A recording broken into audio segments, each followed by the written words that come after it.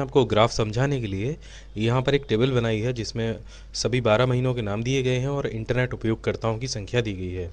अब ग्राफ बनाते समय आपको ये ध्यान में रखना है कि आप किस आंकड़े के लिए कौन सा ग्राफ इस्तेमाल करते हैं। असल में जब आप ग्राफ बनाते हैं तो वहाँ पर कई अलग अलग प्रकार के ग्राफ होते हैं और आपके आंकड़ों के हिसाब से आपको ग्राफ का चयन करना होता है। तो जैसा कि आप यहाँ पर देख रहे हैं, इंटरनेट उपयोगकर्ताओं के हिसाब से हमें यहाँ पर मंथ वाइज ग्राफ बनाना है 12 महीनों का। तो उसी के हिसाब से हम यहाँ पर ग्राफ का चयन करेंगे। तो सबसे पहले हम जाएंगे इंसर्ट पर और इसके बाद आप जाएंगे यहाँ पर कॉलम ग्राफ में। तो यहाँ पर आप देखेंगे 2D कॉलम और 3D कॉलम, दो तरीके के यहाँ पर कॉलम ग्राफ दिए गए हैं। आप जिस भी ग्राफ का चयन करना चाहें उसको चयन कर लीजिए। तो हम सबसे पहले 2D ग्राफ बनाकर देखते हैं। इस पर आप क्लिक कीजिए तो आप देखेंगे यहाँ पर इंटरनेट यूज़र्स का एक ग्राफ बनकर आया है मंथ वाइज और उनके यूज़रों की संख्या के हिसाब से। यहाँ पर आप तुरंत ही देखकर बता सकते हैं कि किस महीने में आपके जो इंटरनेट यूज़र्स हैं वो ज़्यादा रहे होंगे और किस महीने में कम रहे होंगे। इसके अलावा यहाँ पर स्विच रॉ और कॉलम डेटा का ऑप्शन दिया गया है। इससे होगा क्या, जो डेटा आपके रॉ में अभी इस समय दिखाई दे रहा है यानी यहाँ पर, वो आ जाएगा आपके कॉलम में, और जो कॉलम में दिखाई दे रहा है जो इंटरनेट यूज़र्स का डेटा है वो आ जाएगा रॉ में। तो ये चार्ट अपने आप को उस हिसाब से एडजस्ट कर लेगा। एक बार देख लीजिए, यहाँ पर ये देखिए इंटरनेट यूज़र्स नीचे आ गए और उसके हिसाब से जो जनवरी फरवरी जो मंथ थे हमारे वो साइड में आ गए। लेकिन ये जो ऑप्शन है स्विच रॉ और कॉलम वाला, ये सभी प्रकार के ग्राफों में इस्तेमाल करना ठीक नहीं रहता है। फिलहाल में ये जो हमारा चार्ट है ये परफेक्ट बना है। यहाँ पर इसको कस्टमाइज़ करके देख लेते हैं। यहाँ पर कई तरीके के कलर्स दिए गए हैं, आप चाहें तो यहाँ से कोई भी कलर यहाँ पर लगा सकते हैं।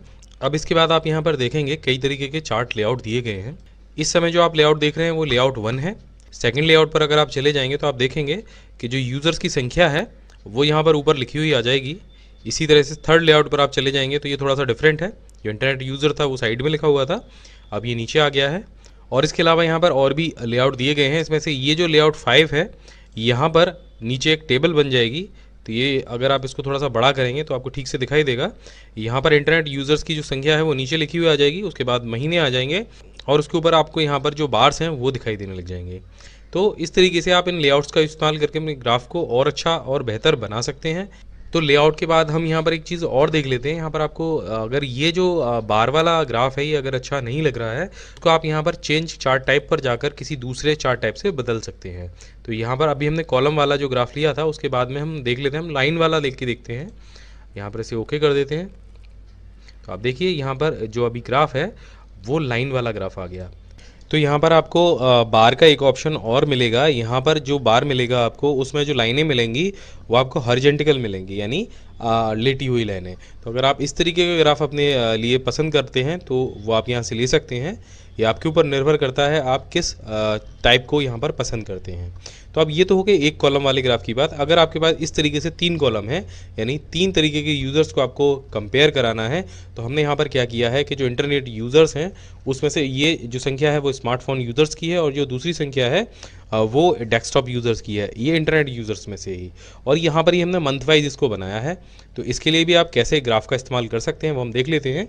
इसको पूरे को आप सेलेक्ट कर लीजिए। तो हम जाते हैं इंसर्ट के ऑप्शन पर और यहाँ पर हम कॉलम्स में से 3D कॉलम्स को सेलेक्ट कर लेते हैं। तो हम ये लेते हैं ये सबसे पहले वाला। तो आप देखेंगे ये जो ग्राफ है ये कुछ इस तरीके का बनके तैयार हो गया है।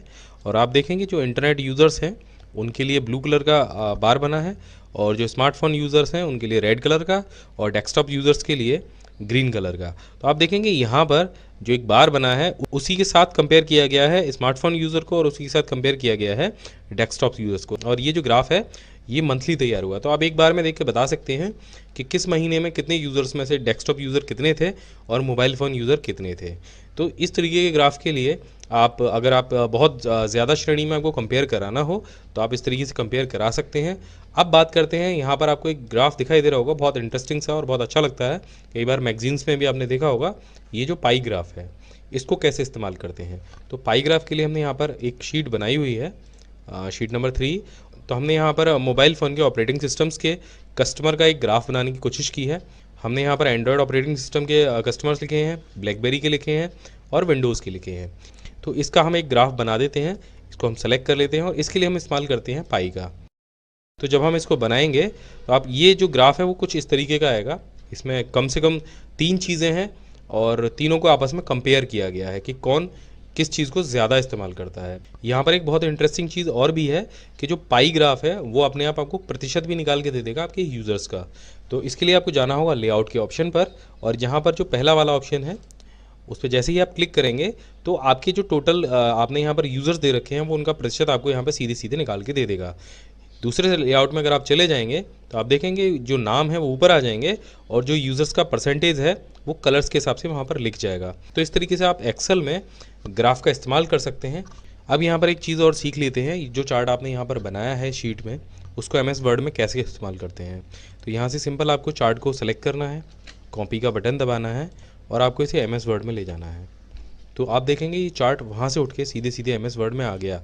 लेकिन अब चार्ट में होने वाली चीज़ों में आप कैसे परिवर्तन करेंगे, आपका जो डेटा है आप उसे कैसे कन्वर्ट करेंगे।